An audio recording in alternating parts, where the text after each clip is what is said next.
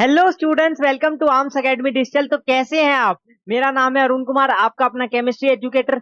और आज मैं आपके लिए लेकर आया हूं एक जबरदस्त टॉपिक, जो कि हमारी नीट 60 डेज 60 टॉपिक्स में एक बहुत ही ज्यादा इंपॉर्टेंट टॉपिक होने वाला है। अगर आपने नीट के पीवाईक्यूज किए होंगे तो आपने देखा होगा मोल कॉन्सेप्ट में सबसे ज्यादा क्वेश्चन इसी टॉपिक में से आते हैं। मैं बात कर रहा हूं स्टोइक्योमेट्री एंड लिमिटिंग रिएजेंट की। बहुत ही ज्यादा इंपॉर्टेंट टॉपिक है और बहुत ही आसान है। इसको हम बहुत आराम से समझ सकते हैं। मतलब मैं ये कहता हूं, अगर आपने अभी तक ये पढ़ा भी नहीं है ना, तो भी आपको सिर्फ और सिर्फ ये वीडियो देख के सारी चीजें क्लियर हो जाएगी। और यहाँ मैं आपको सिर्फ और सिर्फ टॉपिक नहीं समझाने वाला हूँ। अगर आपको ये गलत फहमी है सिर्फ टॉपिक समझाने वाला हूँ, तो ऐसा बिल्कुल नहीं है। मैं आपको इस पर बेस्ड क्वेश्चंस भी करवाऊंगा। ठीक है, तो बिल्कुल स्टार्टिंग से, बिल्कुल बेसिक से एडवांस लेवल पे हम पढ़ने वाले हैं। ठीक है, नीट के पीवाईक्यू भी मैंने एक दो रखे हैं इसमें, तो टेंशन नहीं लेनी। चलिए स्टार्ट करते हैं। सबसे पहला क्वेश्चन, व्हाट इज स्टोइक्योमेट्री? तो देखो, स्टोइक्योमेट्री कुछ नहीं है, ये एक कैलकुलेशन बेस्ड टेक्निक है जिसके थ्रू हम कभी भी केमिकल रिएक्शन लिखते हैं ना, कभी भी बैलेंस केमिकल रिएक्शन, उसमें कितने नंबर ऑफ मोल्स रिएक्टेंट बने, कितने नंबर ऑफ मोल्स प्रोडक्ट थे, या कितने नंबर ऑफ मॉलिक्यूल्स थे, क्या मास था, क्या वॉल्यूम था, दोनों ही साइड में। तो ये हम स्टोइक्योमेट्री की हेल्प से निकाल सकते हैं। अब आप कहोगे सर कैसे निकाल सकते हैं? तो देखो, इसमें रिलेशनशिप निकालते हैं, mole to mole relationship, gram to gram. वैसे मैं आपको कहूंगा आप सिर्फ और सिर्फ मोल टू मोल रिलेशनशिप देखो, बाकी सारी चीजें उसी से हो जाएगी। अब इसको करते कैसे हैं, मैं एग्जांपल लेता हूं पहले एक। देखो एग्जांपल लेते हैं ये वाला। ठीक है, N2 + S2 गिव्स NH3। क्या ये अभी बैलेंस है? बैलेंस तो नहीं है। क्यों? क्योंकि यहाँ पर दो नाइट्रोजन एटम है, तो यहाँ पर भी दो होने चाहिए। ठीक है, अब बैलेंस हुई नहीं। अब हाइड्रोजन को बैलेंस करो, यहाँ कितने हुए? 2 × 3 6। तो यहाँ पर भी 3 से मल्टीप्लाई कर दिया। अब ये वाली रिएक्शन बहुत बच्चों को पता होगी, ठीक है, अमोनिया बनाने की। अब इस रिएक्शन को अगर मैं देखूं, अब ये बैलेंस हो चुकी है। अब इसमें आप ध्यान से देखो, तो यहाँ पर इसके आगे कुछ नहीं है, तो 1 मान लो। तो 1 × N2 + 3 × S2 गिव्स 2 × NH3।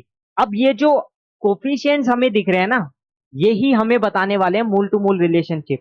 जैसे कि यहाँ पर अगर आप ध्यान से देखो, तो 1 मोल नाइट्रोजन और 3 मोल हाइड्रोजन मिलके 2 मोल अमोनिया के बना रहे हैं। तो इसका मतलब मैं मान के चलूं कि यहाँ पर 1 मोल है नाइट्रोजन का, और यहाँ पर 3 मोल है हाइड्रोजन के, और 2 मोल है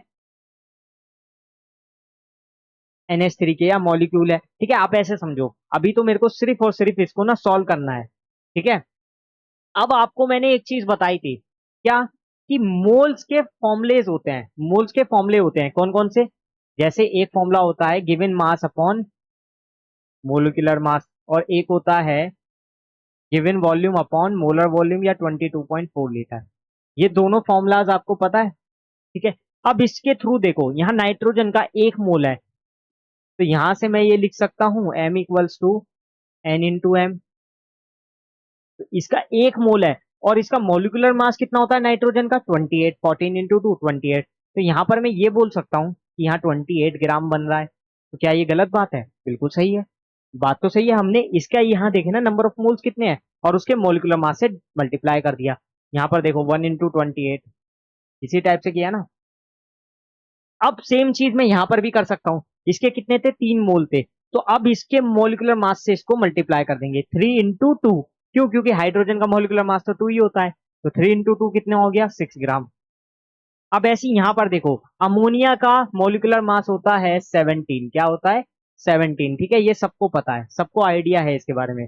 और मोल्स थे 2, तो 17 × 2 कितना हो जाएगा? 34 ग्राम हो जाएगा। ये तो बेसिक कैलकुलेशन है। अब आप law of conservation of mass से भी देखो, जितना मास रिएक्टेंट साइड होना चाहिए उतना प्रोडक्ट साइड होना चाहिए। वो वाली कंडीशन भी यहाँ फुलफिल हो रही है। देखो 28 + 6 34, और यहाँ पर भी आया 34। तो यानी कि ये हमने सही किया है मोल टू मोल रिलेशनशिप। अब एक और रिलेशनशिप निकाल सकते हैं। देखो यहाँ से मैं ये लिख सकता हूँ V = N × 22.4। यानी मुझे नंबर ऑफ मोल्स पता है, तो मैं वॉल्यूम भी निकाल सकता हूँ। तो वो क्या हो जाएगा? देखो यहाँ पर 1 मोल था, तो एक में तो मल्टीप्लाई 22.4 करेंगे तो 22.4 ही आएगा। ठीक है ना। अब यहां पर 3 मोल थे, तो 3 × 22.4 करो, कितना आएगा? ये आएगा लगभग लगभग 67.2 लीटर। ठीक है, यहां तक क्लियर है। अब ऐसे यहां पर देखो, यहाँ 2 मोल थे, तो 2 × 22.4 मारो, कितना हो गया? 44.8 लीटर आ गया। ठीक है, यहां तक किसी को कोई दिक्कत है? जल्दी बताओ। तो देखो हमने इस एग्जाम्पल से समझ लिया कि कैसे हम मोल टू मोल रिलेशनशिप निकाल के उसका मास भी निकाल सकते हैं, दोनों साइड का वॉल्यूम भी निकाल सकते हैं। ठीक है, तो सिर्फ और सिर्फ हमें फोकस किस पे करना है? मोल टू मोल रिलेशनशिप पे करना है। ठीक है, ये बात क्लियर हो गई। अब इस पर बेस्ड कुछ क्वेश्चंस देख लेते हैं। जैसे पहला ही क्वेश्चन है, बहुत ही जबरदस्त क्वेश्चन है। क्वेश्चन में कह रहा है, आप पढ़ो एक बार। Chlorine is prepared in the laboratory by treating manganese dioxide with aqueous hydrochloric acid according to the reaction this. ठीक है, रिएक्शन भी दे दी। चलो, और लास्ट में पूछा है, मेन चीज तो ये है, how many grams of HCl react with 5 gram of magnesium dioxide. कितना आसान क्वेश्चन है, देखो प्यारा सा क्वेश्चन है। पहले रिएक्शन को उतार लो। 4HCl plus MnO2 gives 2H2O plus MnCl2 plus Cl2। अब देखो हमें तो इन सब से काम नहीं है, हमें तो यहाँ पर काम है। क्यों? क्योंकि हमें HCl और MnO2 में निकालना है बस रिलेशनशिप। और मुझे MnO2 का ग्राम में मास, मतलब कि गिवन मास पता है 5 ग्राम। ठीक है, लेकिन मुझे HCl के बारे में कुछ नहीं पता, और मुझे HCl का ही गिवन मास निकालना है। तो करेंगे क्या? इसके मोल्स निकाल लो, और फिर इसके मोल्स पता चल जाएंगे हमें मोल टू मोल रिलेशनशिप में, जो अभी हमने देखा था। तो इसके मोल्स कितने हो जाएंगे? जल्दी यहाँ साइड में देखो। N इक्वल्स टू होता है given mass upon molecular mass. और MnO2 का कितना हो जाएगा? जल्दी देखो। Mn का होता है 55, ऑक्सीजन का होता है 16। तो 55 प्लस 2 इंटू 16, ये तो आपको पता है ना, इसका तो आइडिया है। कितना हो जाएगा? 55 प्लस 32, 87। तो यहाँ पर कर दो 5/87। तो इसके मोल्स आ गए कितने? 5/87। यहाँ पर हम डायरेक्टली अब मोल्स लिखेंगे कितने? 5/87। अब इसके 5/87 है, तो इसके मोल कितने हो जाएंगे? ध्यान से देखो, स्टोइकोमेट्रिक कोफिशिएंट वाला केस आएगा यहाँ पर। देखो, इसके 4 मोल मिलके इसके 1 मोल से रिएक्ट कर रहे हैं, तब हमें प्रोडक्ट मिल रहा है। तो इसके 4 मोल और इसका 1 मोल, तो यानी दोनों में रेशियो क्या है? 4:1 है। इतना तो समझ आ रहा है ना, यहाँ 4 है, यहाँ पर 1 है। यहाँ पर ध्यान से देखो, तो इसके जो नंबर ऑफ मोल्स होंगे वो क्या हो जाएंगे? 4 into number of moles of MnO2, यानी कि 4 इंटू 5/87 हो जाएंगे। जल्दी से देखो, अब ये आ गया हमारा 20/87।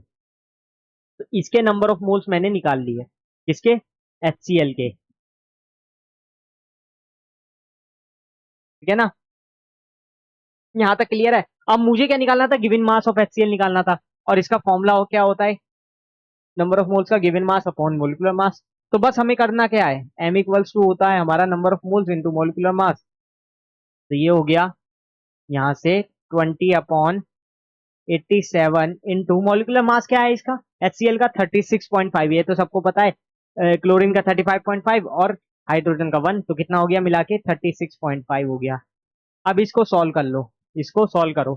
तो ये इससे कुछ 2.1 2.2 टाइम्स कटेगा, और फिर उसको डिवाइड कर देंगे 20 से, तो ये आएगा लगभग 8.4 ग्राम आ जाएगा। 8.37 कुछ ऐसा आएगा, लेकिन 8.4 ग्राम भी आप लिख दोगे तो चलेगा। ठीक है, तो ये आ जाएगा हमारा गिवन मास। जल्दी से देखो आपको समझ आया है कि नहीं। मेरे हिसाब से सबको क्लियर हो गया होगा, इसमें तो किसी को कोई दिक्कत नहीं होगी। जल्दी से बताओ, क्लियर है? जल्दी चेक करो, फिर नेक्स्ट क्वेश्चन करते हैं। अब ये वाला क्वेश्चन देखो, ये आपका नीट में आया हुआ क्वेश्चन है। ठीक है, इसमें कहा है what mass of 95% pure calcium carbonate will be required to neutralise 50 ml of 0.5 m HCl solution according to the following reaction. Reaction दे दिया है। अब देखो, ये जो 0.5 m दिया है ना, ये मोलैरिटी है, और ये 50 ml हमें वॉल्यूम दिया है। और मोलैरिटी का फॉर्मूला आपको पता ही है, क्या होता था मोलैरिटी का फॉर्मूला?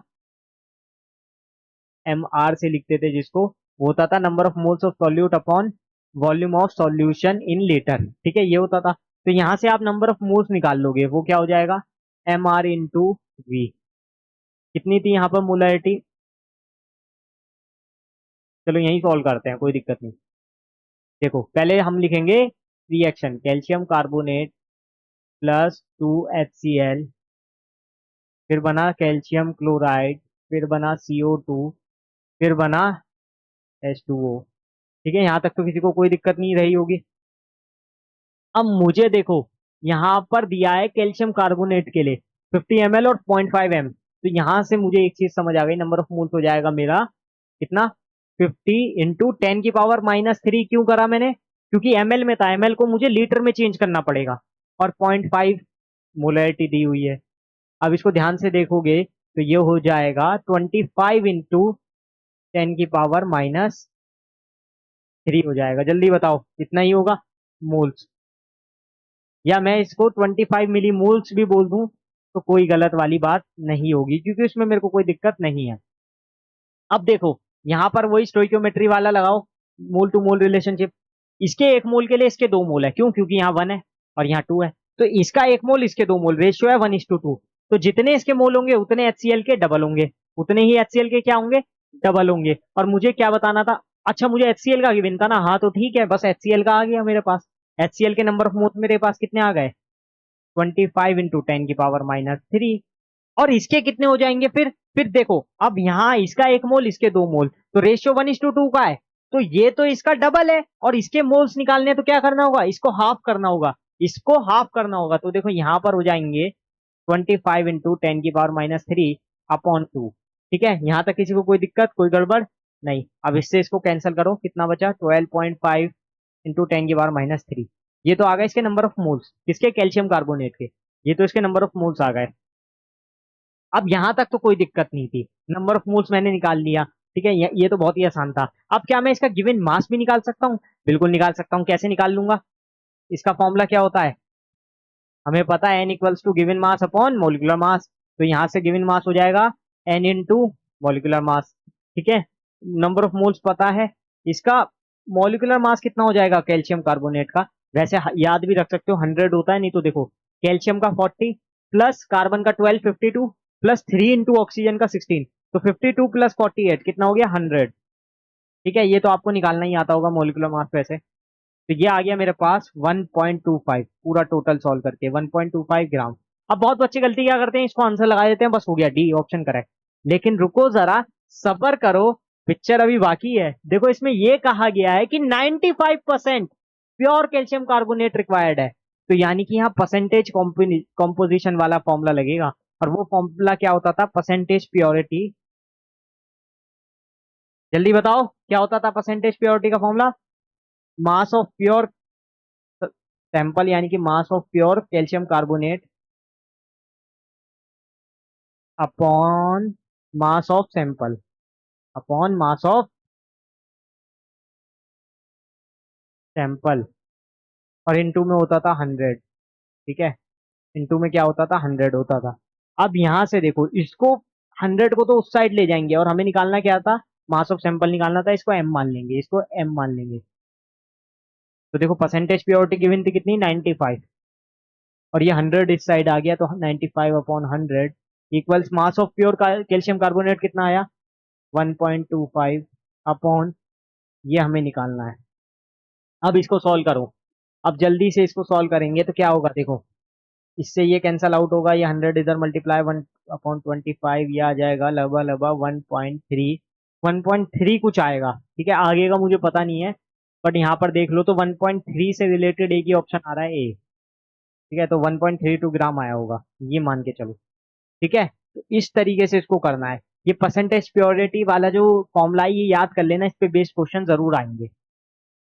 चलो नेक्स्ट आता है हमारा इससे भी ज्यादा इंपॉर्टेंट टॉपिक, स्टोइकियोमेट्री। तो आपको सिर्फ समझना था, मेन क्वेश्चन आते हैं लिमिटिंग रिएजेंट से। अब आप कहोगे ये लिमिटिंग रिएजेंट या लिमिटिंग रिएक्टेंट क्या भला है? तो देखो बहुत ही आराम से मैं आपको बताता हूँ। स्टोइकियोमेट्री समझ आ गया? ठीक है, क्वांटिटेटिव रिलेशनशिप हमने देख ली रिएक्टेंट और प्रोडक्ट के बीच में।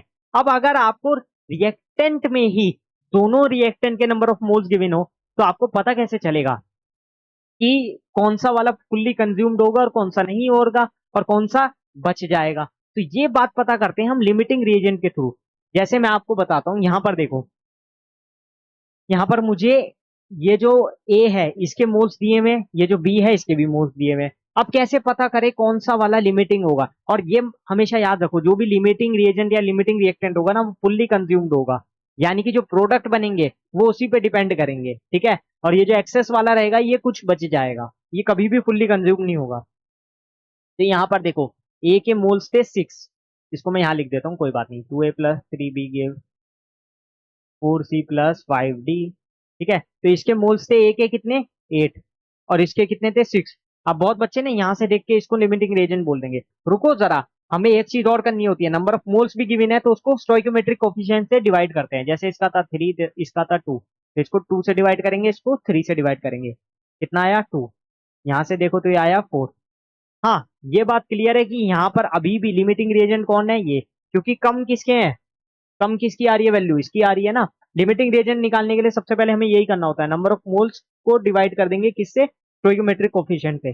फिर जिसकी वैल्यू कम आती है वो लिमिटिंग रिएजेंट होता है। तो यहाँ पर ये मेरा LR होगा, यानी लिमिटिंग रिएक्टेंट या लिमिटिंग रिएजेंट होगा।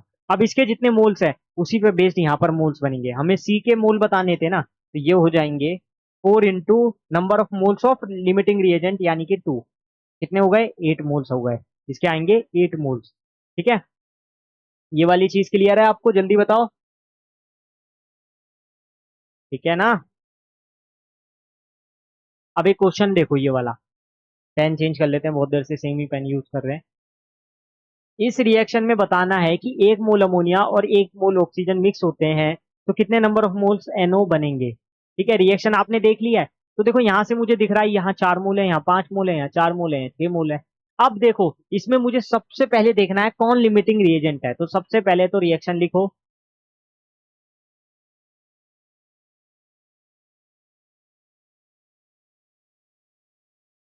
तो देखो यहाँ पर इसका 1 मोल दिया है, यहाँ पर ऑक्सीजन का भी 1 मोल दिया है। अब इसको स्टोइकोमेट्रिक कोफिशिएंट से डिवाइड मारो 1/4, इसको भी मारो 1/5। तो देखो ये हो गया 0.25, ये हो गया 0.2।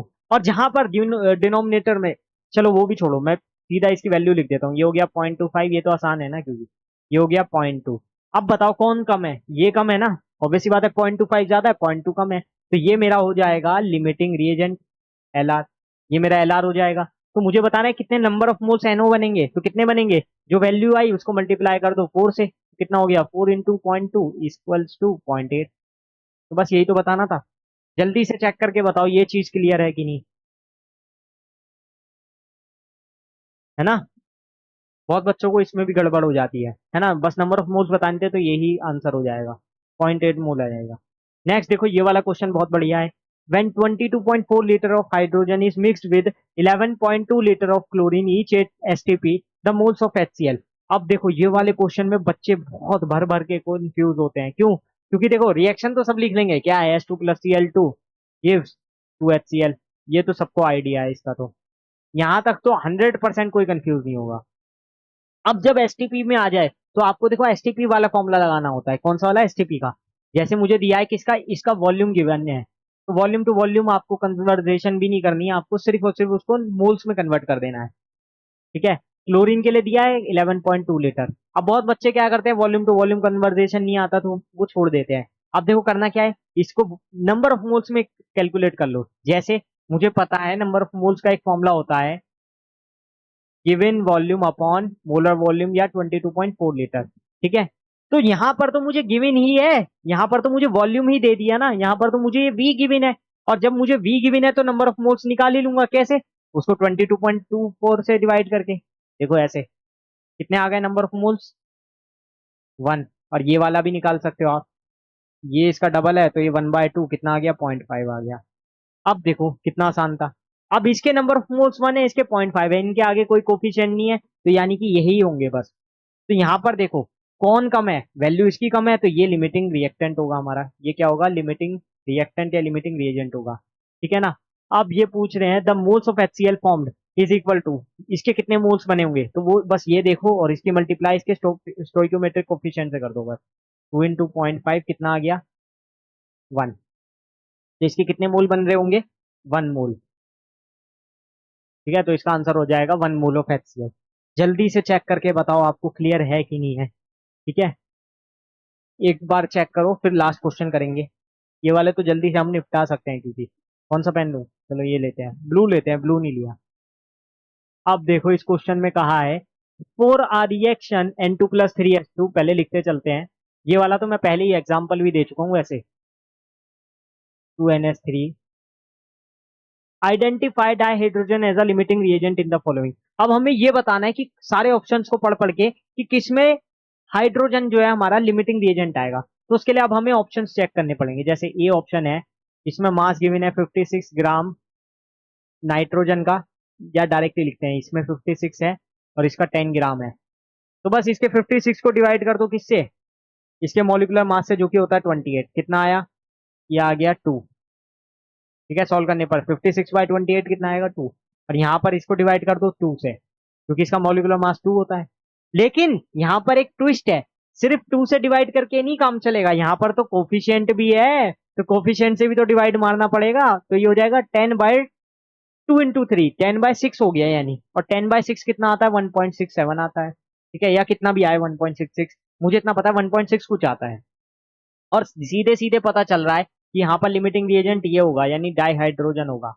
तो पहले ही ऑप्शन में ये करेक्ट हो गया, तो आगे के ऑप्शन चेक करने की जरूरत नहीं है हमें। ठीक है ना, आगे के ऑप्शन तो चेक करने की जरूरत ही नहीं है, जिसको करना हो वो कर लो। चलो ये मैं आपको टास्क देता हूँ, आप आगे के ऑप्शन चेक करके देखना कि और किसी में तो ये वाली कंडीशन नहीं हो रही है सेटिस्फाई। ठीक है, तो ये आपके ऊपर है।